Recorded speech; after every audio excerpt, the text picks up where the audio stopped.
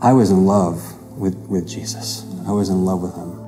At the age of 13, in youth group, there was just this chaotic event. And I think it was Satan just coming in and destroying that youth group.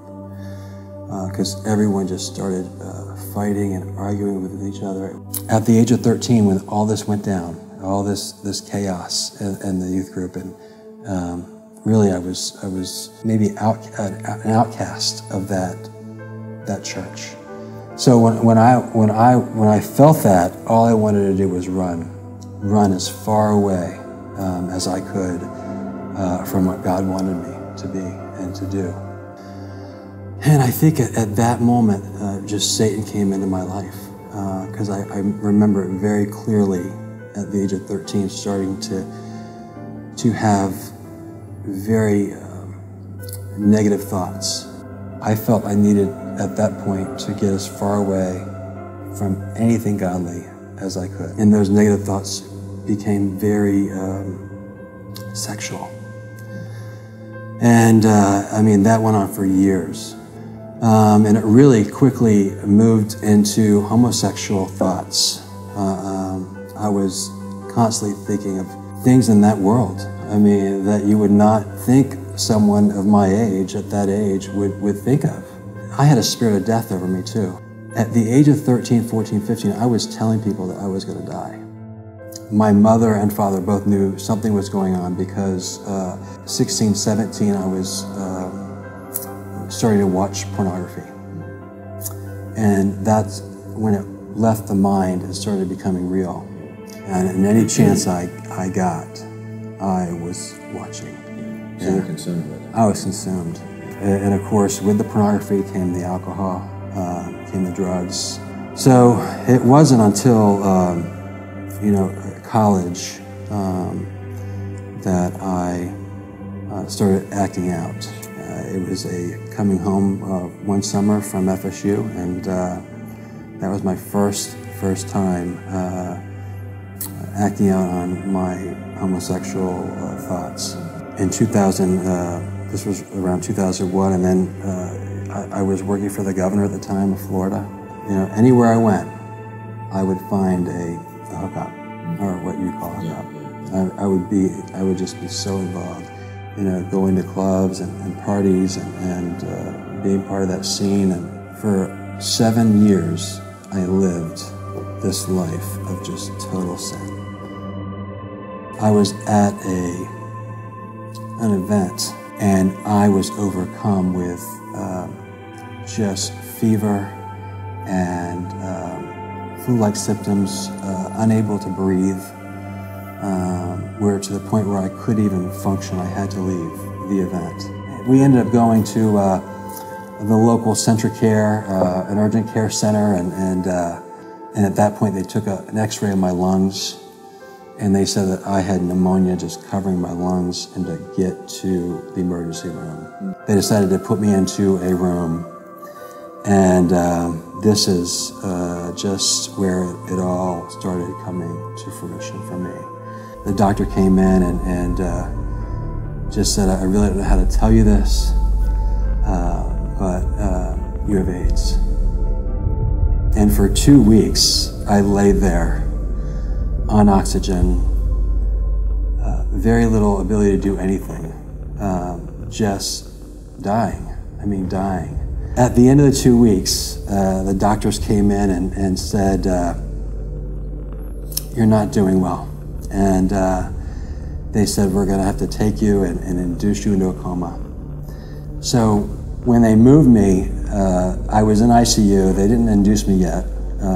They were about to intubate me as well. And they handed me a phone, and they said, you need to call your mom and dad. And it absolutely was the most difficult call that I would ever have to make, but probably the most important call that I would ever have to make. By the time they arrived, I was already in a coma. So I was in this coma for almost 4 weeks, just under 4 weeks. During this time, I was feeling darkness, oppression, angst, just all negative feelings the entire time.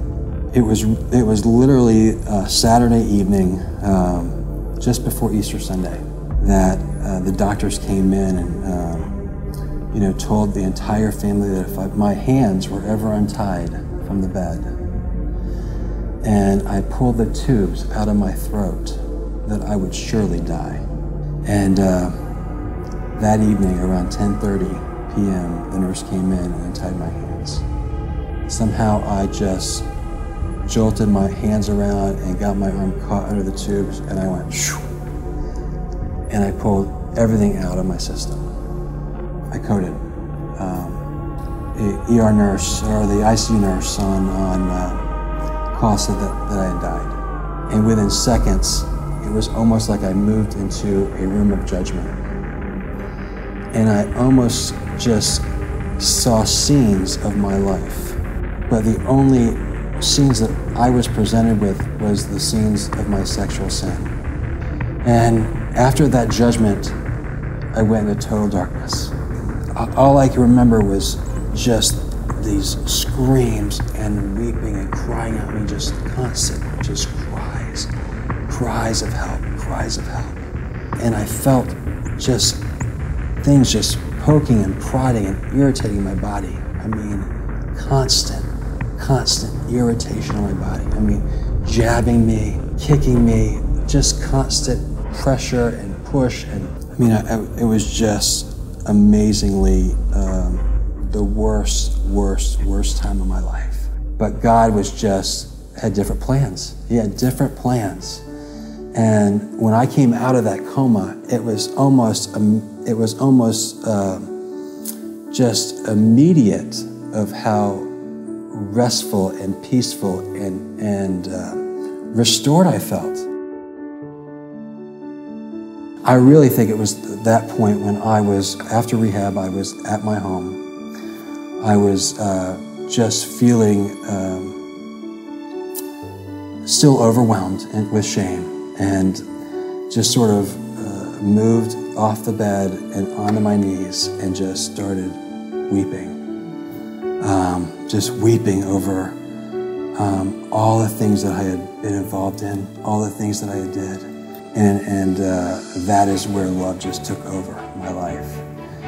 And coming out of that and just feeling the love of Jesus just come over me and really accept me, even though I did so many things that were so wrong.